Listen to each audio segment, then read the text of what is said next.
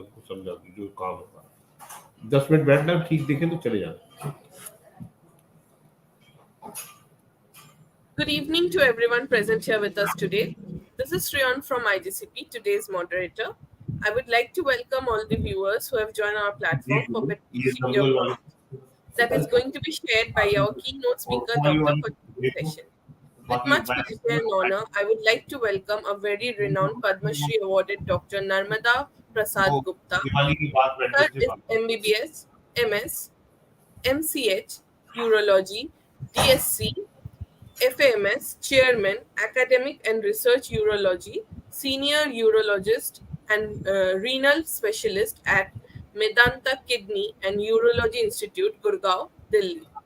With the help of Sir and his wonderful insight, we will be taking a close look on today's topic, which is advances in management of benign enlargement of prostate. Now, without any further delay, I would like to welcome Sir at our forum and would like to hand over the session to him. Over to you, Sir. Thank you and good evening to all those who are listening to my lecture. Today I am going to talk to you about advances in management of BPH.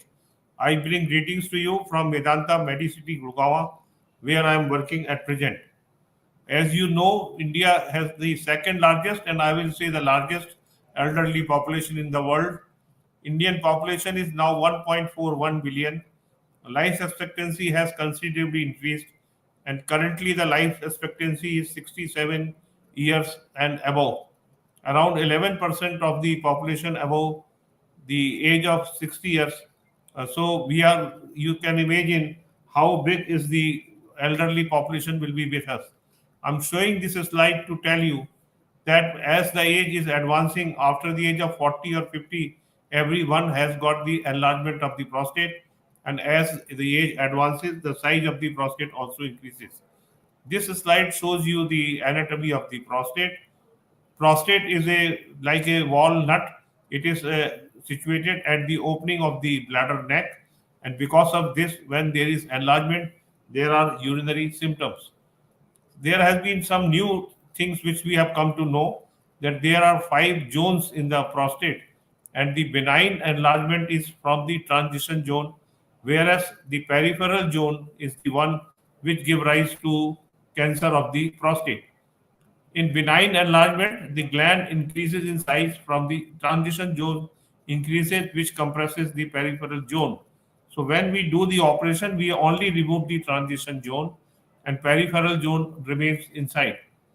Second, the discovery which has totally changed the management is the presence of alpha adrenergic receptors in the area of the bladder neck, in the prostate, and some are in the bladder. This is the region we have the drugs or the medical management of the benign enlargement of the prostate. Normally, in prostate gland, there are three diseases. Benign prostatic hyperplasia, this occurs along with the aging. There can be carcinoma of the prostate, which occurs in about 10% of the patients who have enlargement of the prostate, or in younger age group, they have chronic prostatitis or prostatic calculi or the inflammation in the prostate gland. Now, one thing has happened recently that anybody who has got lower urinary symptoms, they have been collected together and they are now known as LUTS. So there are two types of symptoms. One is due to bladder filling and one is during the voiding. It is very important to differentiate between these two kind of symptoms, because those who have got the bladder symptoms, which can have frequency, urgency, urge incontinence, they cannot hold the urine for a long time and they have to get up several times during day and night to pass urine. When there are voiding symptoms, they have hesitancy, means when they go to loo, they have to wait. Then there is a decreased or poor flow of the urine. Intermittency, they have to apply force to pass urine, and at the end, they may have some drops come out after they come out of the washroom. So, patient needs a proper evaluation what kind of symptoms they are having. I like to add this slide here to tell you that all these symptoms are not only because of the prostate, but as the age advances, about 50 to 60% of the persons have these symptoms due to prostate. Otherwise, these symptoms can also be due to overactive bladder. They can be due to neurogenic bladder dysfunction. They can be foreign body in the bladder, urinary tract infection, urethral stricture, bladder tumor. So whenever the anybody has the symptoms, they should consult a doctor and let him do the proper evaluation. If patient have obstructive symptoms and they do not undergo treatment, then they may have these symptoms of the uh, enlargement of the prostate. There is a retention of the urine. Initially, there is a hypertrophy of the bladder, and later on, this bladder becomes weak, flaccid, atonic, and loses its power of contraction. Therefore, it is very important that if a patient have symptoms, they should have proper evaluation and management at early time. And they can have back pressure effect on the kidneys, and patient may also develop failure of the kidney. So the complications of the enlargement of the prostate are bladder compensation, urinary incontinence, hematuria, blood in the urine, kidney failure in 13.6% of the cases. There may be bladder stone, urinary tract infection, and patient may develop sudden stoppage of the urine or acute urinary retention. So how do we diagnose the BPH? We can simply, any MBBS doctor can do a per rectal examination. They can feel the size of the prostate, consistency of the prostate, and whether it is firm or hard. If it is hard, it suggests that there may be cancer. Now, ultrasound examination is commonly available everywhere. We can get a ultrasound of the kidney, bladder, prostate, and post-void residual urine. And you can see here, this is the enlargement of the prostate. Then we have another transrectal ultrasound for the imaging in suspicious cases of the cancer. We can do a transrectal ultrasound, or we nowadays we are doing MRI of the prostate. Then we have a test called uroflowmetry. This is a functional evaluation to know the flow of the urine. And this gives us the idea whether patient has got obstruction or no obstruction. And finally, we also advise those who are above the age of 45 or 50 to get a prostate specific antigen. This is a blood test which differentiates between the cancer and the benign enlargement. And if this PSA is raised, patient needs further evaluation to confirm whether he has got cancer or no cancer. One PSA reading has got no meaning. Therefore, it is not to get worried if PSA is high, but a proper evaluation and investigation is required. Now, BPH management, I am doing urology practice since last 46 years. So in 75, when we were surgical students or early part of our career, there were only two options. Either we say, old man have these symptoms, let him leave alone. We can do a watchful waiting. Or there was a operation called prostatectomy, which was done by open procedure. Around 75, 76 came this medical management, which has completely revolutionized the treatment of the lower urinary tract symptoms or the benign enlargement of the prostate. Then we have got this definitive treatment of the uh, enlargement of the prostate. These are the surgical procedures, and this is transurethral resection of the prostate, laser prostatectomy. Now we have got different kind of lasers, holmium, green light, thorium, and if a patient has a very large prostate, about 200 gram, 150 gram, 300 gram, then we do robotic simple prostatectomy. Is also becoming more popular. Now you see this is a long list. These are all called minimally invasive treatment of the prostate. And recently there are a lot of new things have come, and I'm going to mention them to in my lecture one by one briefly. As you know, this is a long-term, lifelong problem in elderly. So it is very important to understand what is the aim of the treatment. The short-term goals are to reduce the symptoms. Patient should have minimal side effect from the treatment also. because any kind of treatment have their own side effects. Long-term goals to maintain the symptom improvement. We don't want to give a medicine for a few days or weeks and then you stop, the symptoms are going to come back, and reduce the long-term complications of these all kind of treatments. So basically the management, if a patient have minimum symptoms and they do not have any complications of the BPH which I have shown you, then we can advise them watchful waiting, in which we periodically ask the patient to come back once a year and get a test done again, or if there are symptoms, come back again. If patient have moderate symptoms or uncomplicated BPH, then we have a choice of medical therapy or we can do minimal invasive treatment. Patients who have severe symptoms, those who have failed medical therapy or who have complications of the BPH, they definitely need a surgical procedure, which can be by way of, as I said, open prostatectomy or robotic, bipolar TURP, HOLAP, green light, laser vaporization of the prostate, and all those new things which have come in the market. So, coming to the medical management, medical therapy is considered the first line therapy in management of the uncomplicated BPH. So when a patient comes to us, we will like to give the medical treatment first.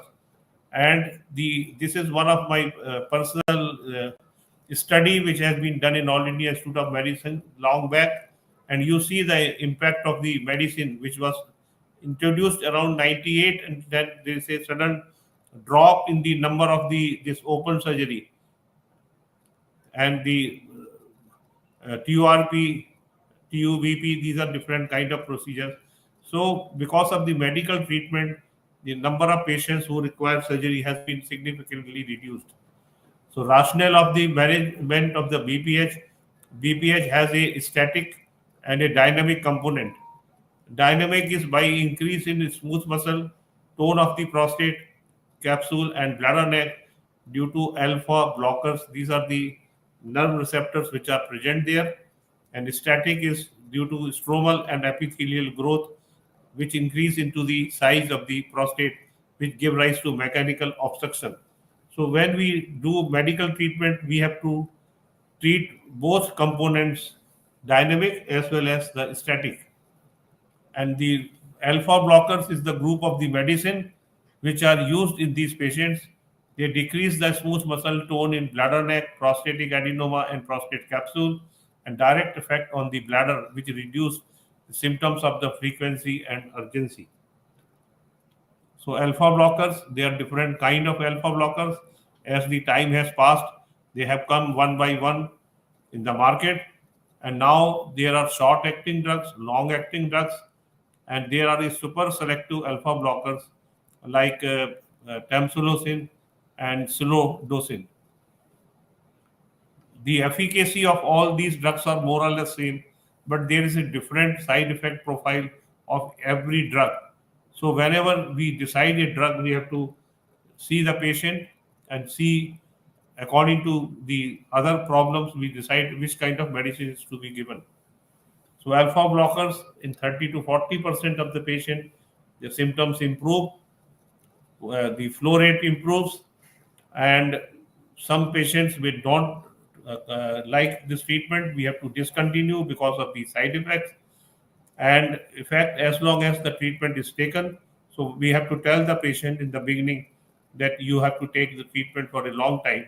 And 30 to 40% of the patients who are on medical treatment will require surgery in later on. So we have to tell the patient that surgery is not this medicine is not sacrosanct, but sometimes they may require surgical therapy. The side effects of the alpha blocker, there can be dizziness, asthenia, fatigue, somnolence, postural hypotension, flu-like symptoms, retrograde ejaculations. So it is very important that patient should be told in the advance that if they have any of these problems, they should come back. The second, we come to the management of the static component. We have got the hormonal therapy, and these have been tried in the past, but now nobody uses them. We have anti-androgens group of the drugs, flutamide, and now we have got these new drugs. They are called 5-alpha reductase inhibitor. So there are two types of. This is the action. This 5-alpha reductase inhibitors, they prevent the conversion of the testosterone into dihydrotestosterone. As a result, there is a shrinkage of the size of the prostate. There are two types of alpha blockers, type 1 and there are type 2. Enzymes are there, and there are two types of drug also, finasteride which acts on the type 2, and then we have now dutasteride which acts on both types of the 5-alpha reductase enzyme. So 5-alpha reductase inhibitors, they improve the symptoms and reduce size of the prostate about 28%. Minimum untoward effects, no need to titrate dose when initiating the therapy, and potential to alter the natural history and progression of the disease. First time we have got a medicine which actually shrinks the size of the enlarged prostate. And when a patient is on this medicine, there's a minimum risk of retention of urine. However, there is also reduction 50% in PSA. So we have to tell our patients that if there is any doubt of the PSA, we like to multiply their PSA value by 2. So dutasteride, I have already told you, not going to the now.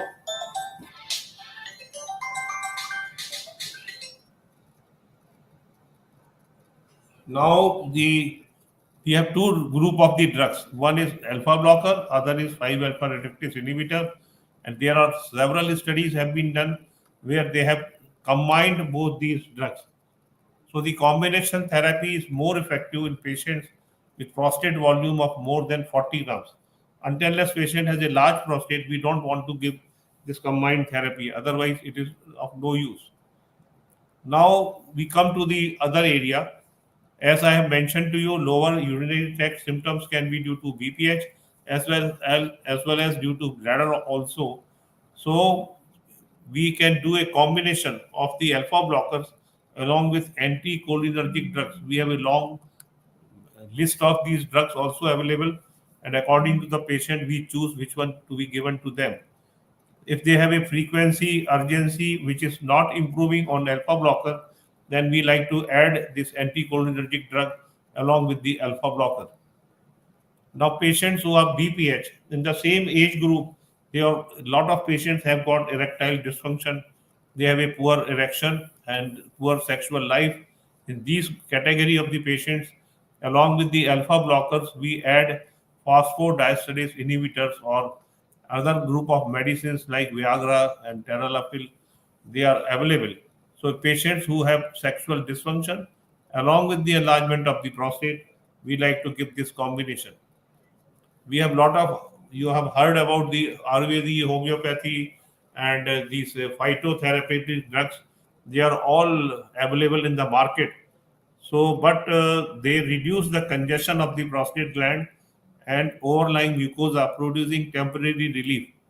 So actually, the two drugs which I have told earlier, they are actual. We know their mechanism of action. However, for these drugs, we don't know the exact mechanism, and they are like a temporary relief. And in USA and Europe, they are available over the counter. So it is easy for them to go and buy and start using the drug without consulting a doctor. But that should not be the practice in India. Now, I like to talk to you about this surgical treatment. So there are definite indications for surgery. Patients who have symptoms not relieved following medical treatment, patients who have urinary retention, patients who have UTI due to BPH, hematuria, kidney failure, bladder stone, large bladder diverticula. So if a patient have any of these along with the prostate, they need surgical treatment. And this picture I am showing you to tell you that the transurethral resection of the prostate has stood the test of time. Now this is going on since last, I will say, 94 years now, and this is one of the most skilled operation in urology, and which has got a learning curve. But the outcome of this surgical treatment is very good. This operation can be done in the general anesthesia or regional anesthesia like spinal, epidural. Hospital stays 1 to 2 days. Mortality has come down to 0.01%. Morbidity, still some complications can be there. The redo rate about 10%, and success rate is 90 to 95%. So TURP is the gold standard and cost effective in whom surgery is indicated. So there have been a lot of advances. Now we have got this endovision camera. We see on the big screen where the anatomy is very clearly seen, and we can do a good quality or a very fine operation. There is a continuous suction irrigation sheath. There is a different kind of loops in different types of diathermy, and now we have got this bipolar diathermy. So this bipolar section of the prostate, where we can use saline. Tissue effect is much lower temperature, efficient cutting, less bleeding, thick loop is used, less charring, no limitation of time, faster post-operative recovery. And with this kind of therapy is as good as doing any laser. And at the end of the operation, you can see these kind of chips comes out. The other way of removing the same endoscopically is the laser, in which we enucleate the prostate and remove that. And this is a third procedure in which we don't cut anything, but we just burn the prostate. And But this is only effective for a small size of the prostate. But however, it has the advantage that this can be done as a day care procedure. So these are the advantages of the laser prostatectomy. Patients who are on pacemaker, who have they can undergo safely this operation. Patient who have got on anticoagulants, they can undergo this procedure. Now I briefly talk about this minimal invasive therapy, and I have put a cross here because a lot of procedures have been tried, they have failed, they have gone out of the market. So it's like a big industry for this treatment of the prostate. So these are the one which I'm going to discuss little bit. This is a new procedure which has come. Young patients who have enlargement of the prostate, those who are sexually active, and they do not want, they want to preserve their ejaculation, because when we do prostate surgery, usually there is a retrograde ejaculation. So this kind of procedure has come, which can be done as a day care procedure. It is only advised for a small size prostate. It can be done under local anesthesia. Patient can go back home early, and it's like a day care procedure. However, it cannot be done in patients who have high bladder neck, large median lobe, and those who have got a doubt of the cancer. This is the other new procedure has come, laser, in which water vapor is injected into the prostate, which disrupts it. And this is again advisable for the prostate volume less than 30 gram. And but there's a limitation of injections. Patient who have previous radiation, in this one is drawback of the procedure, patient needs a catheter for about 1 month, and patient normally don't tolerate all these kind of things. The advantage is preserve ejaculation. If patient have urinary implant or penile prosthesis, this type of procedure cannot be done. They say intraprostatic stent, those patients who are not fit, we can just put a stent to temporarily bypass the obstruction, like very elderly patient, frail patient who are not fit for surgery, and temporary retention can be relieved with them.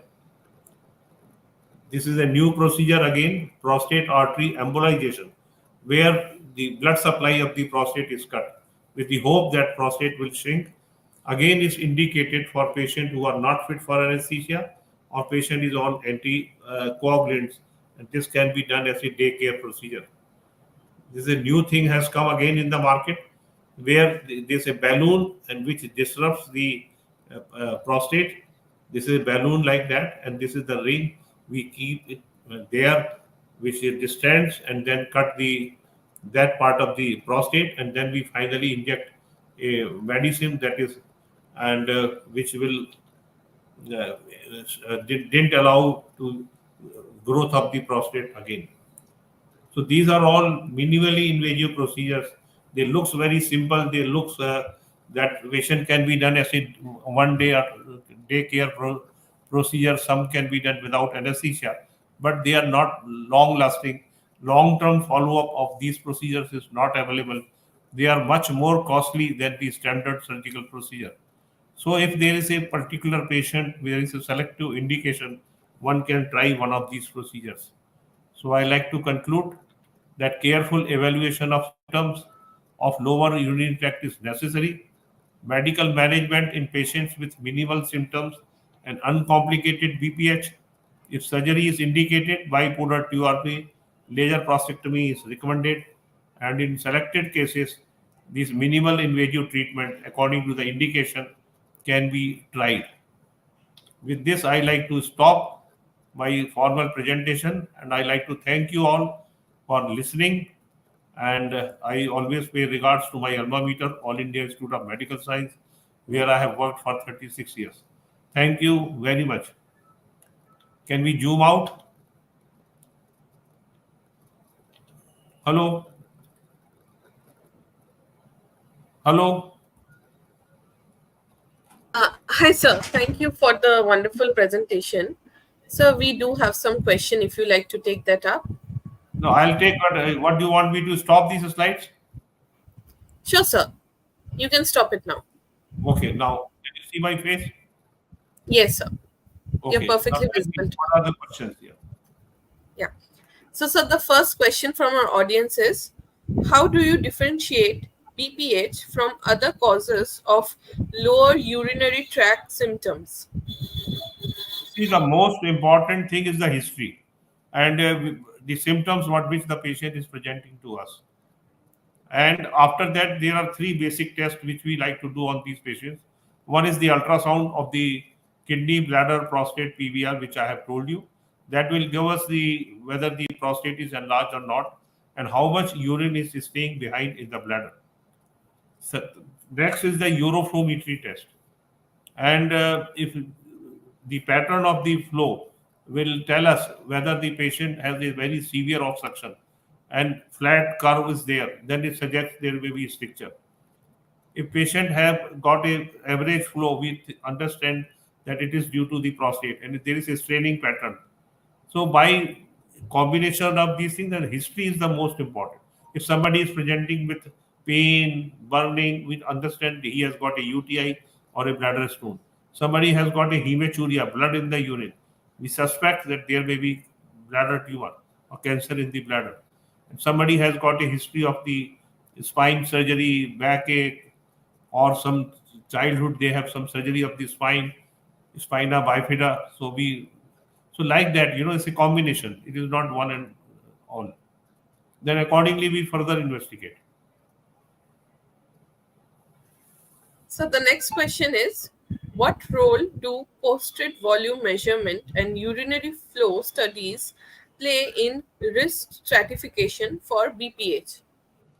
I want to tell you that size of the prostate has nothing to do with the flow of the urine. We have seen patients who have a small prostate, they have very severe obstruction. Whereas patients who have a large prostate, 100 gram, 150 gram, they have no obstruction, no symptoms. So we don't treat them actually, we keep them under observation. So size of the prostate has no correlation. Only the flow rate will tell us whether obstruction is there or not. So there's one last question. How do you assess patient-specific factors such as prostate size, symptom severity, and comorbidities when considering surgery? See, size of the prostate, I've told you, ultrasound will tell us exactly. Then in size also we see whether presence of a median lobe, which projects inside the bladder. Those who, this is called intraprostatic, IPP or intraprostatic projection. Those who have got median lobe, then usually they need surgical procedure. Medical treatment is not going to work on them. They have severe obstruction. And second thing is the patient who have a cardiac disease, who have a poor ejection fraction, so then they are on anticoagulants, clopidogrel or something else. So these are high risk patients actually, for surgical procedure. We have to stop anticoagulants. There are patients in whom we cannot stop anticoagulant, they have stents or something like that. Somebody has an ejection fraction of less than 20%, normal is 60-70%. They are very high risk for the surgical procedure. Then we consider these minimal invasive treatment, or we consider the prostate artery embolization. Thank you, sir. That's all from our audience, sir. Thanks for answering all our questions. So, sir, before concluding, any take-home message from your end? So my message is only one, that every man after the age of 50 years should have once checkup done.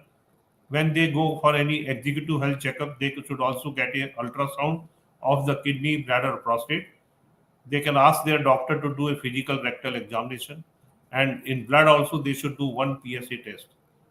And because if PSA is less than 1 at the age of 50, very unlikely. So then we can decide how frequently they should go for PSA, not necessarily every 3 months or every year. They can wait for 2-3 years, those who are perfectly normal.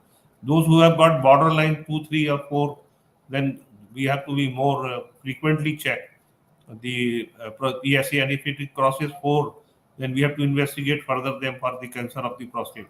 And uroflowmetry and post-wide residual urine. So if they are significant, then we do the treatment. Otherwise, we like to wait. Thank you, Okay. sir, for joining us today. I With your advise permission, I would like to to go to the conclude. doctor at the age of 50 and get a urology checkup along with your executive health checkup.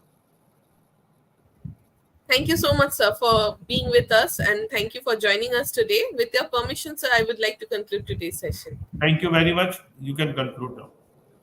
Thank you, sir.